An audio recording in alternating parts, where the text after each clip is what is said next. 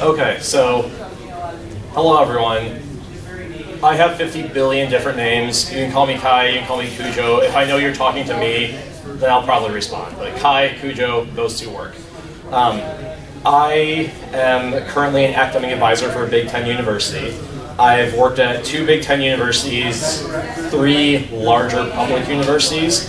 It is a lot louder up. Could someone close the back door on the right for me, please? Thank you. 3 large universities, and then I have been working in higher education student development for technically 6 years, but 4 years full-time. We can leave that one open, unless it's bothering you. So, I started my education in ecology, evolution, animal behavior for my Bachelor of Science with a minor in art, because why not? And then I decided that I really like working with people, and specifically college people, so I want to get my master's in higher education student development, and I've been working full-time in college administration ever since. So if you're wondering, why am I talking about this? I've got I have credentials. That's a word. I kind of want to lay down what this panel is, basically because I've been doing work in colleges and university, professionally and in grad school, and then when I was an undergrad. I have a lot of advice and input that I see students don't take advantage of all the time, and there are lots of things about the college system that you don't learn until you're in it and someone tells you. So I'm hoping this panel will kind of help with some of the general, how can I go back to school if it's been a while? I'm going to school soon and I'm terrified, or I'm in school and I don't know what I'm doing. Some of those tips and tricks that people might not know. And at any point, if you want to get up and leave, I will not feel hurt. By all means, this is for you more than anything. So if you need to go or you feel it's not being useful, head out. I won't take offense to it, at least not out loud. I want to get a general idea of who all's in the room, though. I'm not going to have us do big introductions, because frankly, I'll forget your names. And I apologize for that. But who here is currently a college student, by show of hands? Okay.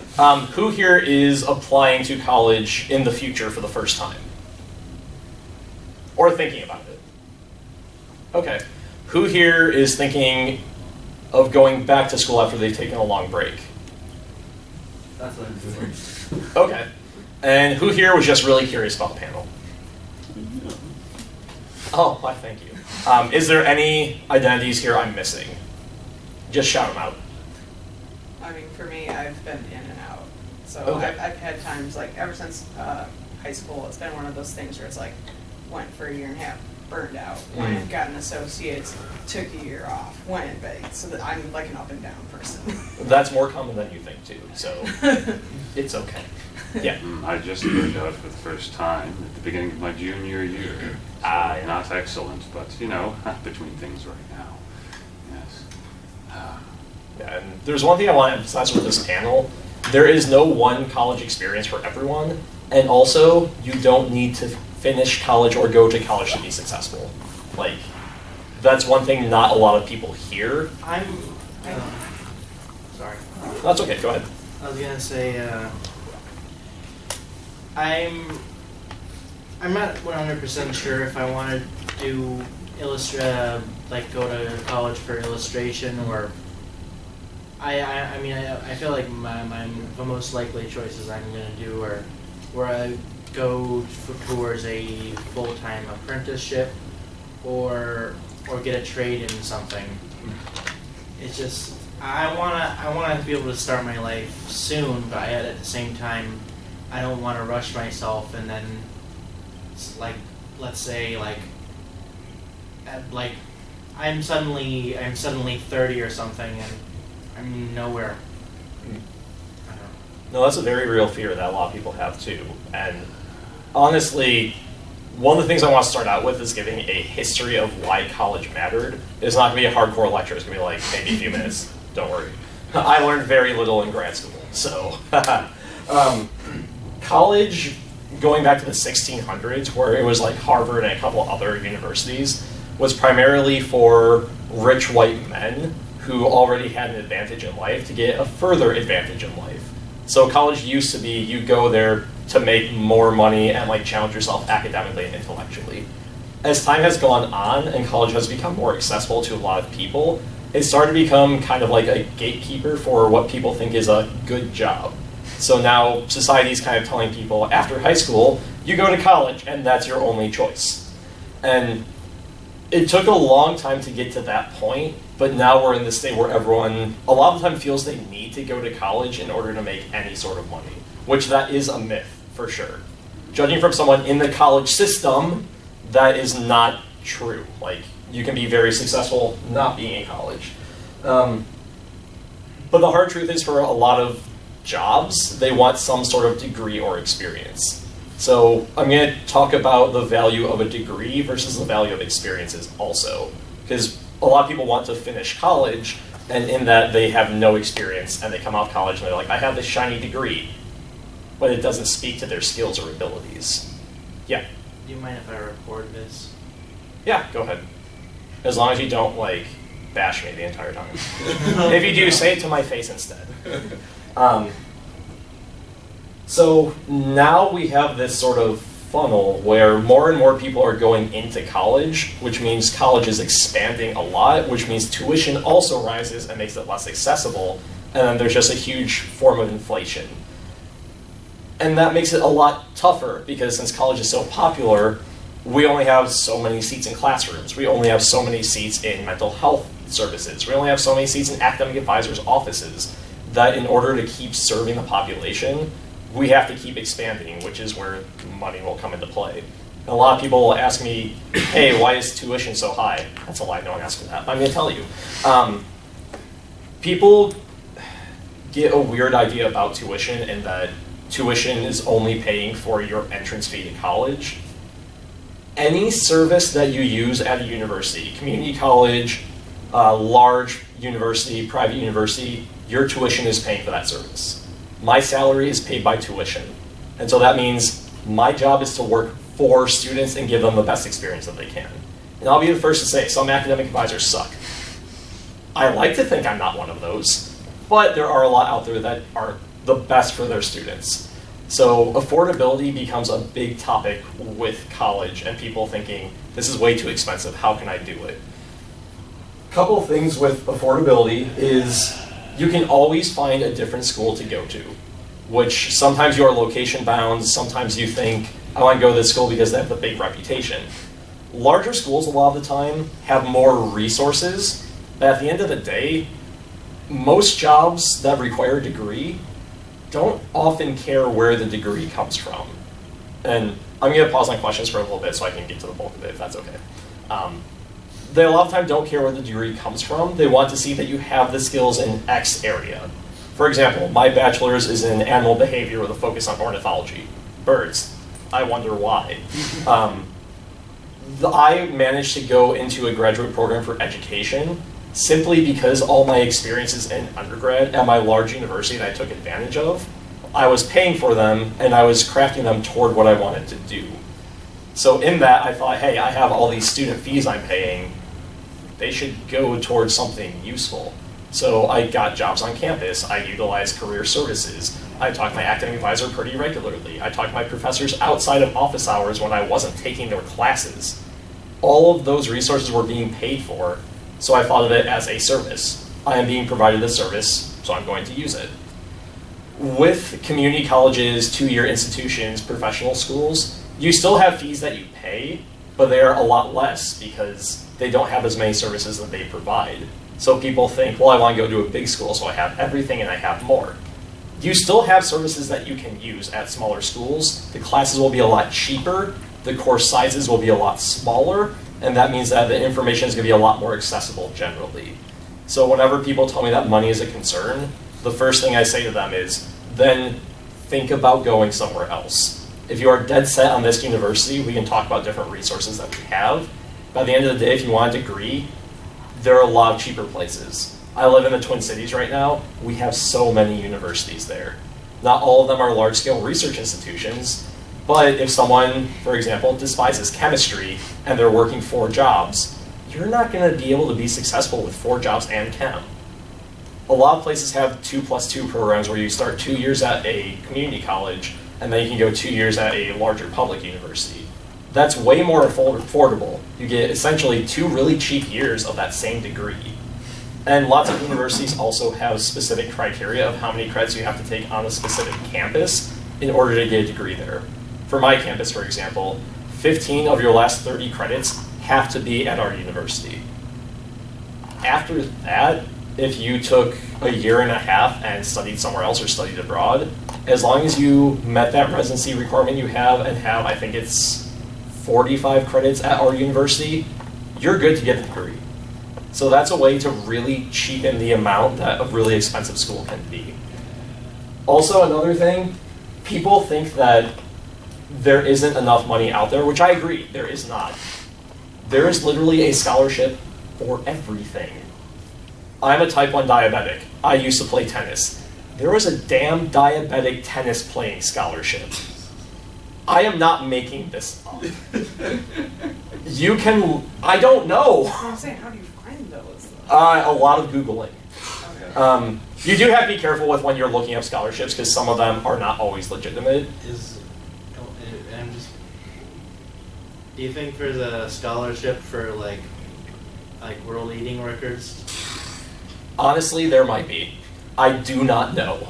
But scholarships come about because people want to put money toward a specific purpose, and that purpose can be whatever people want. So if there was a really popular tennis player who was diabetic, that's where the scholarship money came from. So if affordability is a real challenge for you, look for as many of those scholarships as you can find, which involves lots of legwork, but I promise you, you can find some of them. Really quickly. The Noble Nordisk Donnelly Awards. Valued at $5,000 each for tennis players with diabetes. There you go. $5,000 if you're diabetic and play tennis. That's not a small amount of money. So affordability is always a concern. I would encourage you to look everywhere you can to find some of those scholarships. Quickly, yeah. Yes, what if you're very unremarkable? You'd be surprised what there are scholarships for. All right. There are lots of identity-themed scholarships. There are lots of background-themed scholarships. There's Pell Grant eligibility if you come from a lower socioeconomic and first-generation college background. For any identifying feature about you, there is probably a scholarship out there. For a generic cis-white male, it's going to be a lot harder. But there are still lots of different features based on hobbies and everything else. And then the last thing I want to say about affordability is working during school is hard.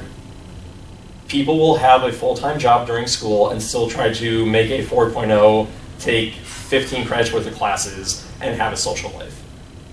There are people who can do that.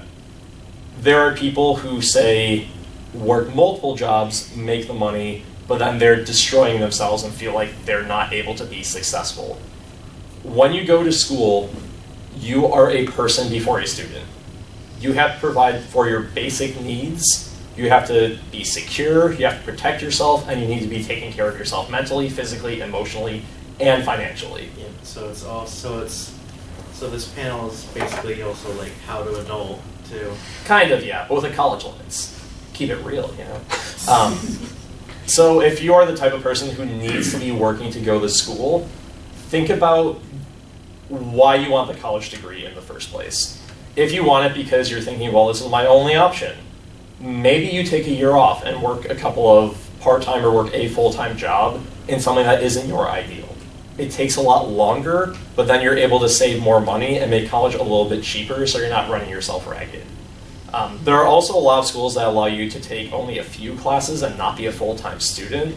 Like for ours, we have an exemption policy for our credit fee, and you could do, say, 7 credits and only pay for the 7 credits and still be considered a student there. So if someone's working full-time or they have a death of the family or something, they can take a reduced credit load. And then next semester when things calm down for them and they have more money in their name, they can go back full-time and everything works. But if you're unable to pay for school without taking thousands of dollars of debt and you're still struggling to provide for yourself, you can always come back. Take a gap year, take some time off, and think about what you want to do and what you want to get out of it. Especially if you're very undeclared or undecided on where you want to take yourself with life. Lots of people go through that existential college crisis without being able to pay for college. That's okay. I have had so many students come into my office and say, I have this major and it's kind of fine, but I'm not sure if it's what I want. And, I work full-time as a vet tech, and I also have to work at night to pay for school, but not sure what I want to do. Take a break. Like, sometimes you realize you're happy with your job, and you can go back to college later on when things are more secure. I know it's weird that you came to this how to college panel. I'm telling you, like, you don't need college. College is great. It's a wonderful experience. I benefited from it a lot. But I was privileged in that I didn't have to worry about my money when I was in college. If I did, I could have taken a longer time. I could have come back later. I could have worked some jobs to pay for it. That was not my reality, though, and I know it is some people's reality. It's kind of hard for me too. I never got my high school diploma. I'm trying to get my GED because I don't feel like I could go back and finish my senior year, and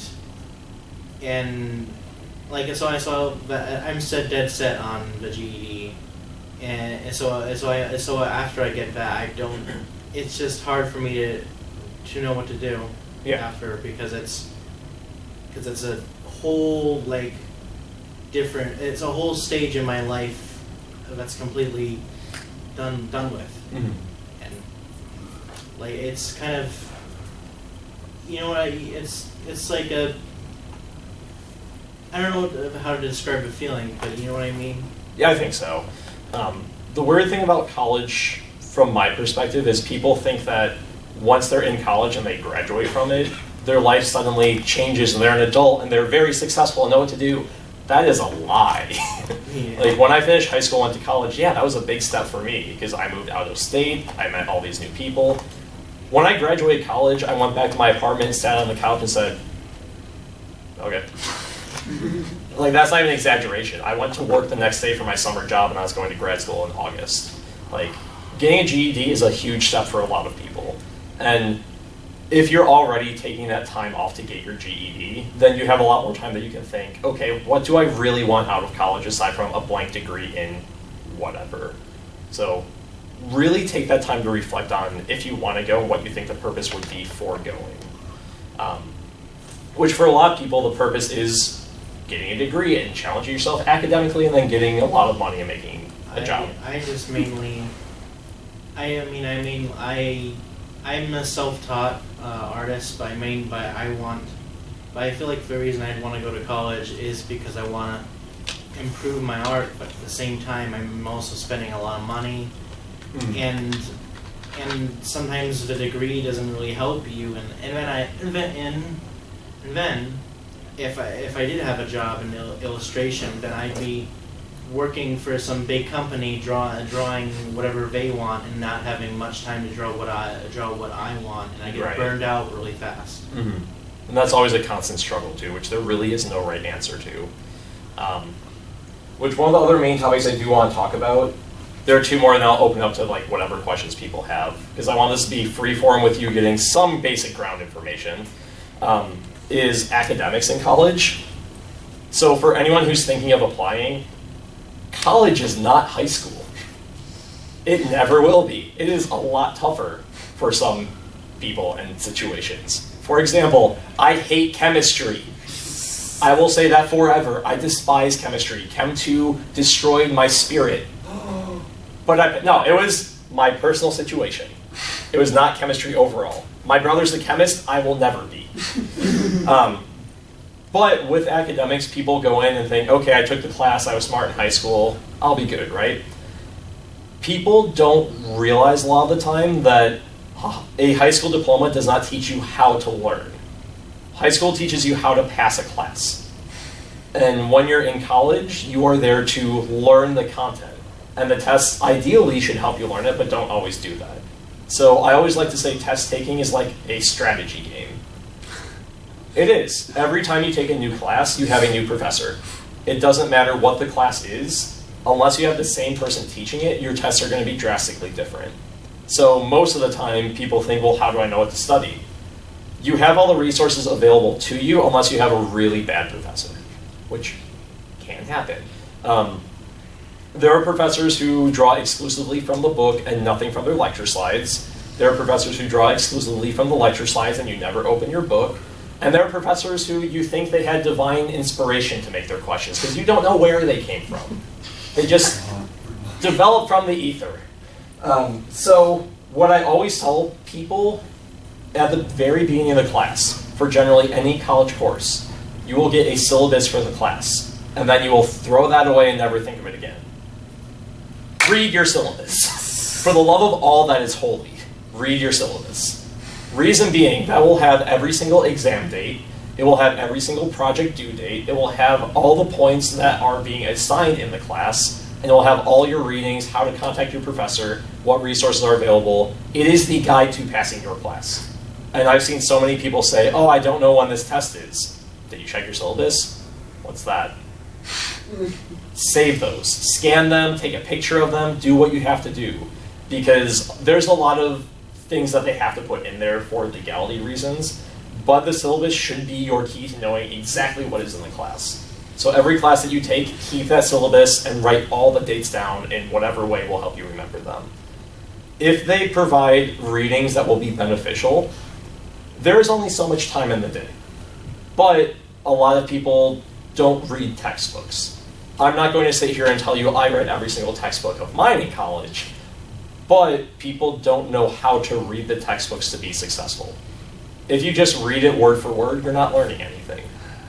If you can skim through it, close the book, and then say what the main ideas of that textbook chapter were, then you're teaching yourself and you're starting to learn. You're doing what the professor thinks everyone is doing. Excuse me. Also, there are a number of people who, with academics, might need additional time on tests. They might have anxiety, they might have depression, they might have obsessive-compulsive disorder. ADHD. Yes, they might need some sort of thing to help them take the test. A lot of people in high school, that is just granted because you get a 504 plan and then your high school knows about it. That's not the case in college, though. So if you do have any accommodations that you need, talk to an accessibility resource center. Talk to your professor. Tell them and see if you can get that extra time that you would need medically. And that can be the huge difference for some people just being successful in a class. Another big thing that I hear about is people forget when they have homework assignments due, they lose their assignment, they lose their textbook. They generally are not organized. I have so many different methods of organization I tell people to use, but at the end of the day, you just need one. You need some form of organization to help you keep control of what all is going on and what's due. I had a white erase board that I put up on my loft from my bed, so every day when I went to sleep, I would see my to-do list, see the checklist, and say, oh yeah, that's due tomorrow, I should probably do that now. I've had my old roommate, he kept a to-do list in his agenda, and he would fill that out every day, and then fill it out the next week, and keep track of that. I've had people who will put notes on their arm, and just write a giant list of their homework on their arm, because you have to look at your arm throughout the day. It's whatever method works for people. And it can be the stupidest method in the world. I've told students, here's a gigantic piece of butcher block paper.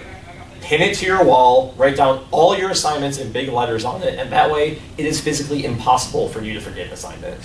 I don't know if mine is kind of silly or not, but It might be. I have an alarm app, and so I just set a bunch of alarms throughout the day, to remind me to do something. And it's always the thing about the app is it always has like really annoying alarms too. So and you can set goals to turn the alarm off. Like you have to shake your phone like that, Mm-hmm. or scan a QR code, and it's obnoxious, but it reminds me to do it. But it reminds me to do something. Yeah, it works for you, so I wouldn't call it silly at all. Yeah. What about finding the motivation to do your work? That's another hard one, especially when you're taking general classes and they're not necessarily what you care about.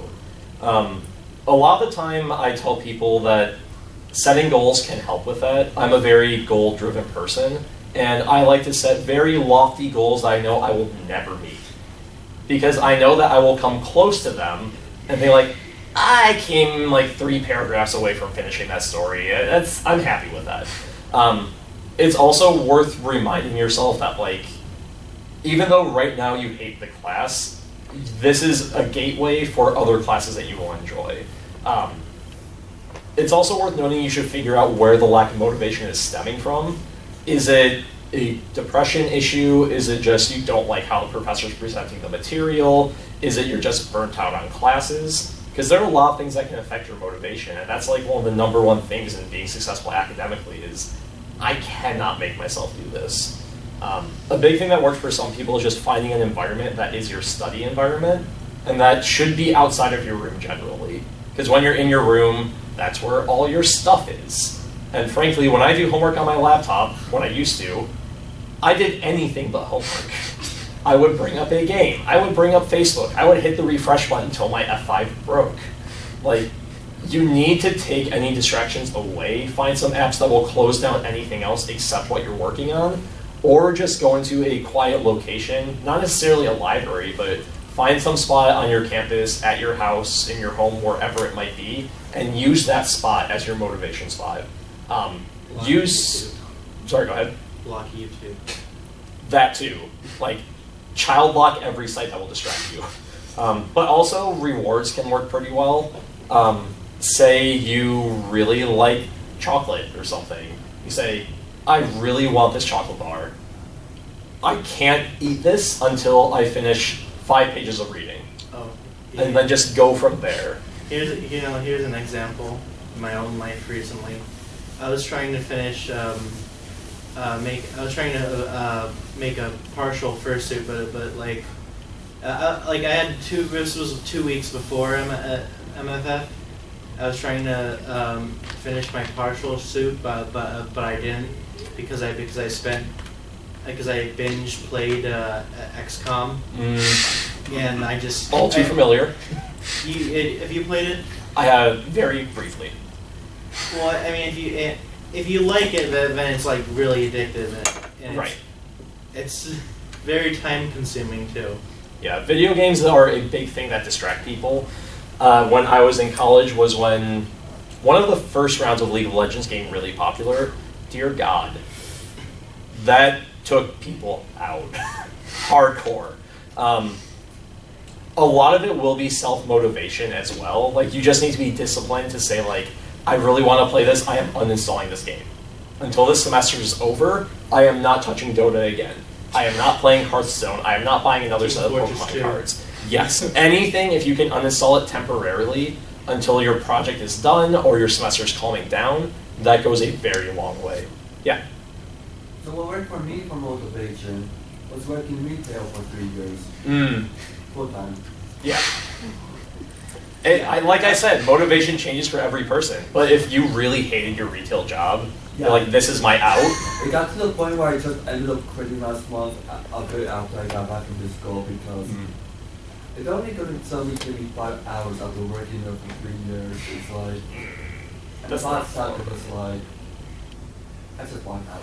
Retail is awful. Well, actually, we sort of formally quit first. Then I walked out at the casino because I'm done.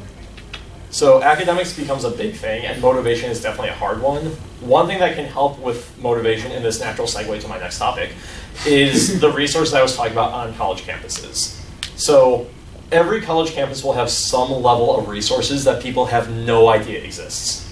Like, period. No one utilizes it, even though it's going to be a very helpful thing. The biggest one that I hear underutilized is by far career centers. There's usually a career center on most campuses, whether big or small, in some way. And if there's not, there are lots of online resources that are free that you can use. Career centers are important because everyone needs to have a resume to apply for most jobs, or a portfolio, or any other sort of thing to show your work. And when I look back at old copies of my resume, I want to cry because it's so bad. And that's something that you don't learn until you have to do it. So whether you're thinking about college now, whether you're in college or wanting to come back, utilize resources to figure out how to write a resume and learn about your skills. Another office that is on most college campuses are mental health resources. student counseling services, any sort of therapy service, any sort of anything involved with mental health. Because in the furry community, we're more aware of mental health being an issue with a lot of people. In the general college world, it isn't talked about widely until you get professionals who say, I really think you should utilize this resource. I'm very open about my journey with anxiety and depression, and I'm very open with my students in saying, I really think you should utilize this resource because it's free for you. You know what really bothers me, though? When college students take stuff like Adderall to help them. I can legally take Adderall because I have ADHD, but I don't because it makes me feel uncomfortable. But it just upsets me that some people will go to those or they feel they have to, and that's another problem that I feel like how do you avoid like peer pressure, because there's definitely a lot of experimenting in college, some good, some bad, and how do you avoid the bad peer pressure? The big thing is you need to learn how to advocate for yourself, and this does go into also utilizing mental health resources. On a college campus, there will be things that you do not want to do, and you will feel pressured to do them. And the most powerful thing that you can do, not to sound like a Hallmark Christmas special, is learn how to say no. Like, I seriously mean that. People will take on more classes than they need. People will take on more assignments than they need to. People will take on more of the working group assignments. And people will just hang out with people that they realize don't care about them. There's nothing more freeing than saying, no, I don't want to do that. And it is hard to get to that point for some people. And if you know deep down that something is making you uncomfortable and you don't like it, say no. Because at the end of the day, you come before anyone else in college. It does not matter who the other people are, you are the one who has to be successful before you can help other people. So if you're finding something that you're feeling really pressured to do, as from a friend group, maybe that's not the right friend group for you. Because on a college campus, there are many people that you can hang out with who are happy to be friends with you. You just have to put yourself out there and take a risk. There's also those, I think there's also those students who all they want to do is just, who just basically drink a lot. Like, college is a joke for them. Yeah. Yeah, that is a huge stereotype in college, but it's also a real stereotype that comes up. And if you want to be one of those people, reevaluate why you're in college. If you just want the college culture, you can get that anywhere. Also, you kind of don't have to be in college to go to a college party. They happen. Which... Just life rule, don't be a dick. That's my golden rule for everything, honestly. Another thing is, I want you all to realize there's a difference between getting good grades and getting good experiences. At the end of the day, I don't remember what my GPA was in college. I don't. I passed, I got my degree, I got my master's degree, and I had my job. The reason I got my job, I think someone is knocking on the door. They lock automatically, which is fun. Thank you. No? It's a prank. It's a college prank. Anyway, oh, no worries. They got it. Thank you, though. I know, these rooms are confusing. So again, I don't know my GPA. The only reason I can know it is because I work at the university that I graduated from, so I can check my file, which is kind of fun to do. But if you get your diploma, unless you're going for like a really specific engineering job or something, people do not care what your GPA was. They care, do you have job experience? Do you have the experience doing exactly what we want you to do? Can you apply those skills? Do you bring something different to our company? That's what they want, and that's what a lot of these resources can give you. So any of those student groups that you might see on your campus, you should do them because they're fun. Being a ballroom dancer competitively in college is what helped me talk about how I was different on my resume. I kid you not, I put that on my resume, people ask me about it. I'd say, yeah, that actually helped me really learn how to be more tactful around people, and it helped me learn responsibility, it helped me learn how to be more self-confident, it helped me really take control of a lot of things in my life. And those are marketable skills you can have. I have an art minor, because why not? But with that minor, I'm able to do a little bit more design work, and I looked at the advising syllabus we have for our office and said, hey supervisor, this looks horrible. Please let me redesign it. And she said yes, and I redesigned it. It looks leagues better now. But like, those are things I did extra because I wanted to. After you have a degree, that's great. How are you going to set yourself apart from all the other people that are also having a degree? Like, find those jobs, find those volunteer opportunities, find those experiences that really speak to you, whether they're related to your career or not. And then find ways that you can relate them to your career. Again, ballroom dancing is not higher education. But you better believe I used the skills I learned in that to be a better advisor. Same with every other thing I did. I catered what I was doing to what I want to become. And that helped me stand out as an advisor and helps me every day in my job. So, classes are important, but your life outside of classes is equally as important. Because if you're not taking care of yourself and finding things that you love, what is college worth? A piece of paper. Like, you get the diploma, and that's great, but you want to make sure that you don't just say, I need to hardcore study my classes and that's it. There's research that shows people who are more involved in college are more successful in their classes and tend to get better jobs. I don't know what that research is because I didn't have it memorized, but like, there have been lots of studies that show the more involved you are and the more engaged you are, the more likely you are to succeed. And that's kind of what the whole experience is about. Diploma, but also developing as a person. And one big challenge for people, especially in the furry fandom, is how to network. Because people hate people. Whenever someone says networking, they freeze up a little bit and think, I can't talk to people. That's a huge problem for me. Yes. I want to be able to eventually do freelance illustration full time, and it's difficult, especially if you. I mean, I feel like I need to branch out other than furry art because if I don't, then it'll be much harder for me to make a living. Right. And networking isn't just being very social, going up to someone like, hello, how are you? Nice to meet you. Would you like to help me with my professional career?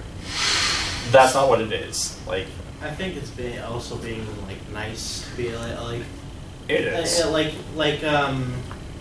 If you can make a connection with, I don't know if it sounds shallow or not, but I mean, if you can make a connection with somebody who's popular in the fandom or like somewhere else, or just like a well-known person with connections, sometimes, or like a popular person or person with connections retweet something like you made, or that can help a lot. Like, yeah. that can help a lot.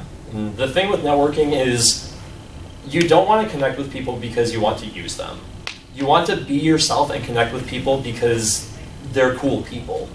Like, when I started working at the university I graduated from again, I contacted all my old mentors and said like, hey, I work here now, want to grab lunch and like catch up? And they all were like, yeah, let's go talk, that's cool, welcome back. And now I know people in different departments who know me personally, and when I want to call on them to ask a question, they know who's calling. They know the purpose behind it. They're like, oh hey, my actual name's Grant. They're like, oh hey Grant, how's it going? Yeah, what do you need? And it's just because I was a nice person. Like, I treated them like a person, and that went a very long way. You never know who in college or who in high school or who in your life you're going to come back to 5 years from now. So if you have a professor you really like, talk to them outside class. Just say, hey, I'm generic furry, how are you? And ask them about their life. Like, I'm friends with lots of my faculty that I took classes from on Facebook. And honestly, I will message some of them and just ask them a general question. My old supervisors, I'm friends with them, and I've used them as references because we stayed in touch and I was a good person to them. Like, networking is all about being genuine to yourself and showing people that you're not a dick. It's like not that hard usually. I mean, it's obviously hard for like some people.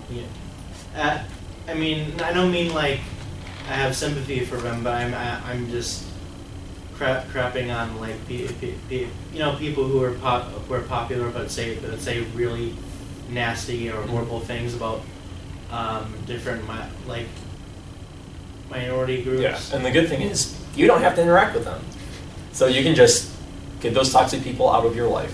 But when did I get my brother? Well, that makes it a little harder. Yes. But your family is who you choose. Yes.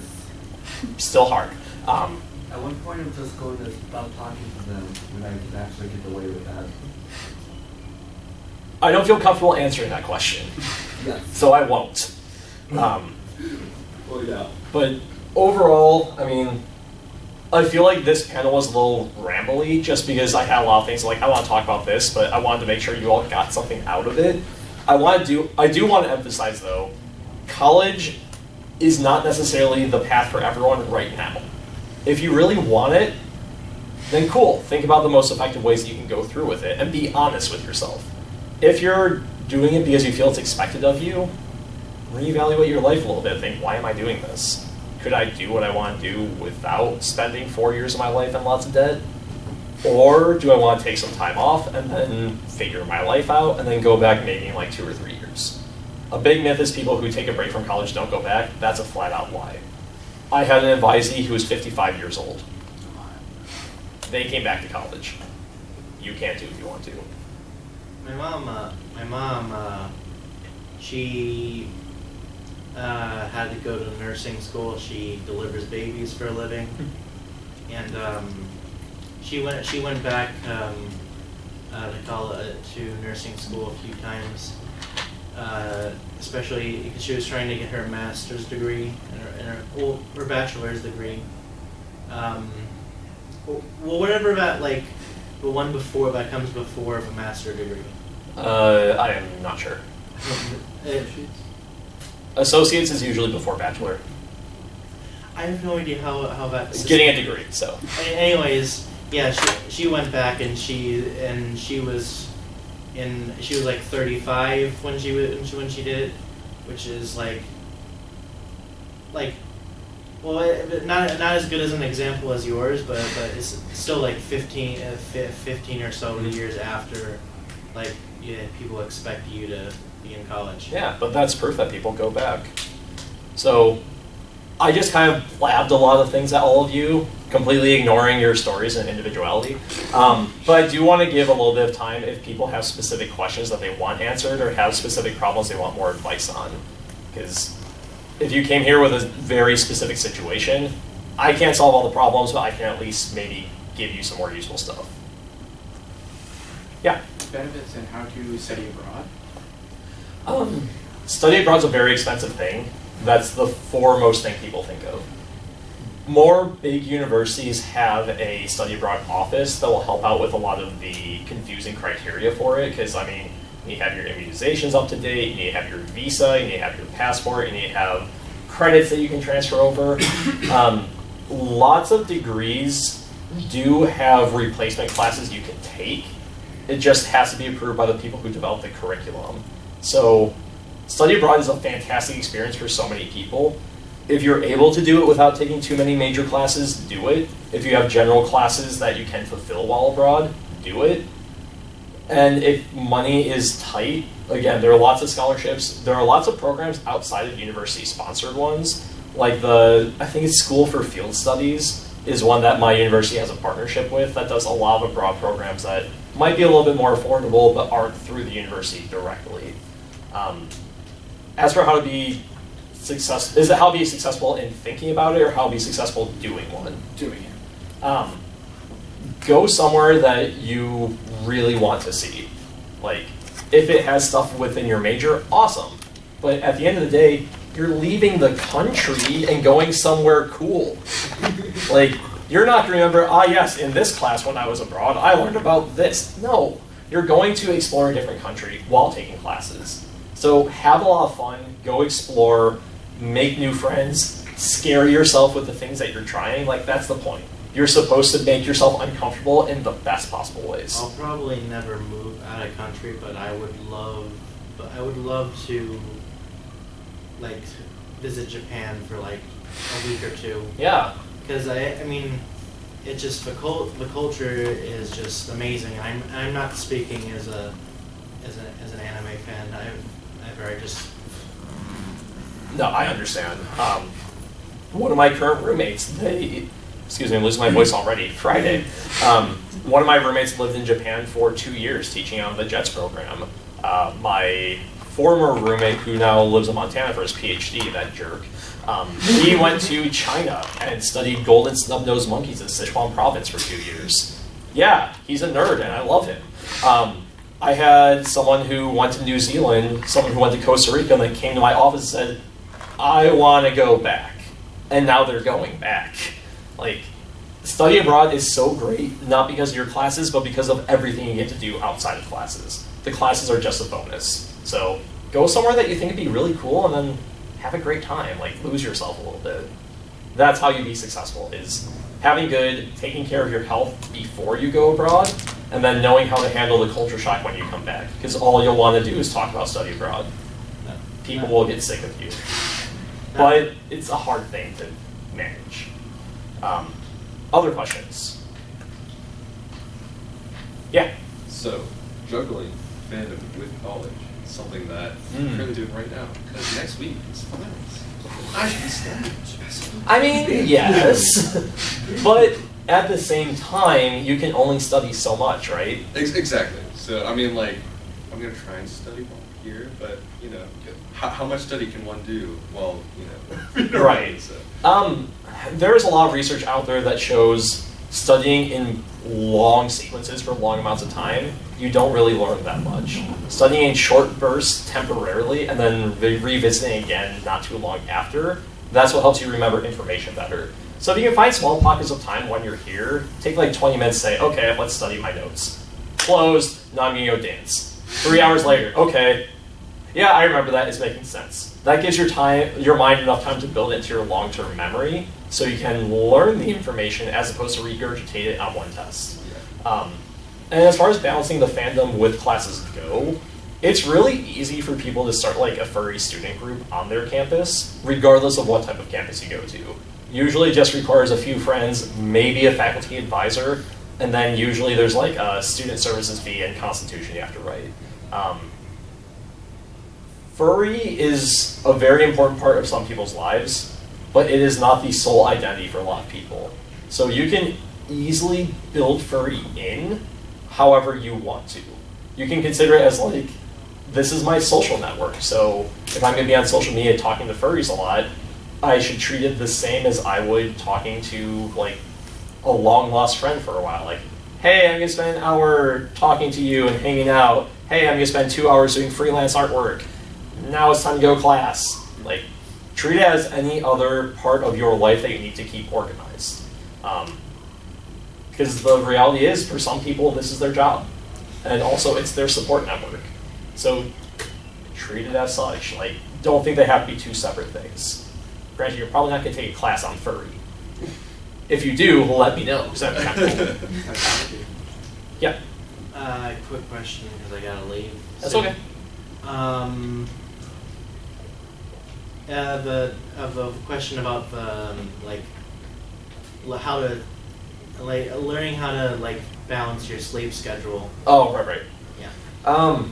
So one thing is accountability for yourself. If you have legitimate medical issues that are preventing you from sleeping, talk to a doctor above all else. Depression or anxiety. Yeah, I mean, medication can come into play a huge way with that, but ultimately you want to talk to a medical professional, talk to a psychiatrist, talk to whoever you need to talk to if you have a diagnosis. A big thing is stress also stops people from sleeping because they think, oh man, I have to finish this homework and I'm going to stay up like 5 hours.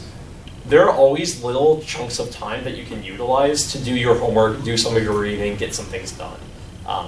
I had to ride the bus for 20 minutes to go to my job when I was an undergrad. And so I would spend that time reading some of my textbook, or I'd spend it reviewing my notes if it was finals time, Or when I was taking art history, I'd have my pile of note cards this big that I would start going through for all the art. I'm not bitter. And finding those small chunks of time can reduce the stress that you have, and then make it so you don't have to stay up quite as late. If you find yourself cramming very late, remember there's only so much you can learn in a certain period of time. So organizing ahead of time to make sure your schedule's good, and then scheduling your sleep time and saying, I don't care if I'm done, this isn't due for another 2 days, I need to go to sleep. And making sure that you can hold yourself accountable in the same way that you have to say no to things. No, I am not going to stay up any later. No, I am not going to finish this right now. I will try waking up early because I know I need sleep. I used to think that I wasn't a morning person because when I was in school, but like now that I don't have a job or anything, like I'm trying to find one. But now that I don't have a job and I'm just basically waiting, trying to get a GED, I'm basically just. It makes me miserable not waking up in the morning because nobody's around to talk to. Yeah. You are surprised how many people actually are morning people, but just hate waking up. Yeah. Right? I have time for one more question before we should get out of here. Do you have your hand raised? I suppose, yes. Oh God. Well, sort of going off that cramming thing, right? So say 2 days in advance. Well, what if it's the final hour of the last day? Right? Bit of a procrastinator, you see. So things tend to compress near the end. Yeah. Yes. That's where keeping track of your syllabi come up a lot, and just saying like, here's the deadline. I know I'm gonna panic, so let's do this now. Just have to be disciplined, right? You do, but also you can set fake deadlines for yourself. Oh my. So that was one thing I did a little bit, is like, I know I'm not going to work on this if it's due in 2 weeks, so, oh hey, it's suddenly due next week. And then if you know that you're going to be cramming, you realize, oh wait, it's not due next week.